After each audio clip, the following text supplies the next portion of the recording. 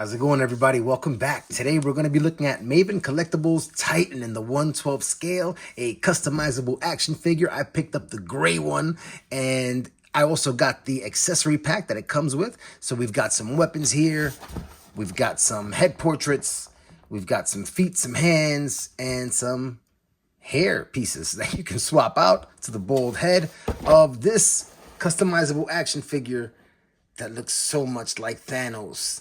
And I can tell you he is a beast just standing in the box. Let's take a look at the back.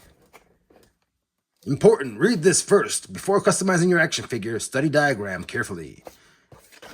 And we've got hot air dryers here, so you definitely want to warm up the pieces before you start swapping them around. Very nice. Let's get them out of the package. All right, so there is a whole lot to unpack with the deluxe set that I picked up. On this side of the screen, I have the items that came inside of the box with the Titan figure. And on this side of the screen, I have all of the head portraits, 6 of them, and all of these accessories here that came in the deluxe accessory pack. In addition to coming with the accessory pack, I got another duplicate set of these weapons here. So let's take a look at everything a little bit more closely, and then we'll look at the Titan. All right, so let's start out with the set of weapons that came inside of the package, and that also you get a backup set, a duplicate set when you get the deluxe accessory pack.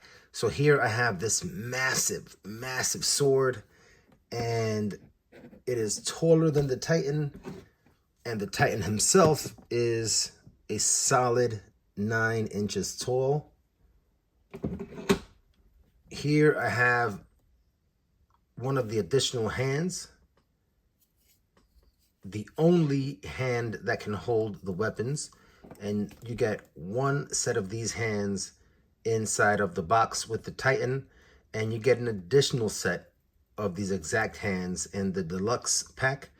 These are also the hands that you would use as trigger fingers for the pistol that comes with the Titan. I will say that it is extremely difficult for me to get this pistol into the hand. I haven't used the hot air dryer, so just a note on that. The Titan also comes with the meat cleaver, and these things are sharp. These points are extremely sharp, and he comes with this double-sided axe. And that's what we get with the standard accessory pack. All of the head portraits and everything we're going to see now or next comes with the deluxe accessory pack. We get 5 sets of hands. We get an additional set of fists. We get a set of emotive open hands. We get an identical set of hands with hyper articulation in the fingers. And very, very cool. I'll give you a look at that side by side. That is really cool. That it was unexpected. Very, very nice. We get some really hyper tense hands. And we get a pair of emotive hands that could be strangling, or they could be holding a tesseract. In the deluxe accessory pack, you're also going to get a pair of shoes, and you will get some hair pieces with a little peg that attaches right on top of the Titan's head. Just like that.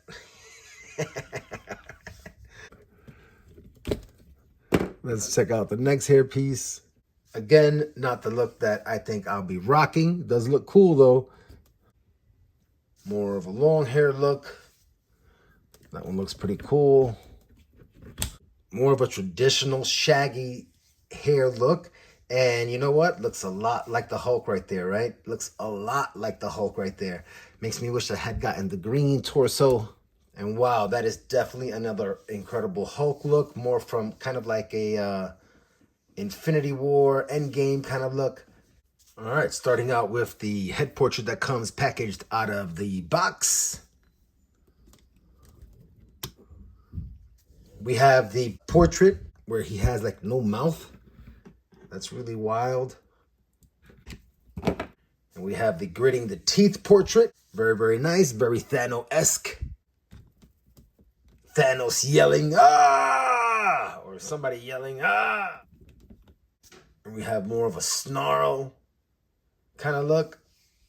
Very distinct from the other portraits. And the last portrait is actually a duplicate. So the deluxe pack gives you everything that comes in the regular box as a duplicate, but then it gives you extras. All right, let's take a look at articulation. We have a double jointed neck. So you've got some great upward look, some great down, be a swivel at the top portion of the neck and the bottom, a little slot at the top of the head for all of the hair pieces, butterfly joints, really great butterfly joints that are really smooth, almost too smooth. The shoulders will give you better than 90. You've got rotation at the shoulder, rotation at the bicep, and for double jointed elbows. Very, very cool. You have a swivel at the waist, and you have the crunch. You got some good back, some good forward, tremendous amount of down, and a pretty decent amount of up. Very cool. In the legs, like the arms will suspend themselves no problem. The butterfly hinge, as you see, it'll give me some wobble on both sides. It kind of collapses. The hips, I mean, I've got all kind, whoa, and that leg just pops out there often, I will say, on my figure, unfortunately. And I've got that going on at the hips. It's not as bad on this side. If I bring the leg forward, it does hold. But you see I have the seam here in the thigh. And over here, it does hold if I bring it forward. You've got the double jointed knee. You have toe articulation. And you have great ankle articulation with swivel. So this guy is just a prancing behemoth. Whoops, came out again. This is a pretty cool dynamic action pose here. I'll put another figure in front just so you can get a sense of that scale. Look at the size of that axe. Here we go, toe to toe. And that is a Titanic action figure. Let's look at another action pose in play. Nice, very angular pose. I'm feeling that. Right? Taunting almost. Very, very nice. Very, very savage. A nice seated pose here. And we've got the axes kind of like interlocked there. If I open the arms up, his articulation is so outstanding that you can even get the feet to touch here in the middle. I've got that little bit of gappage going on here in the thigh. That joint keeps loosening up on me.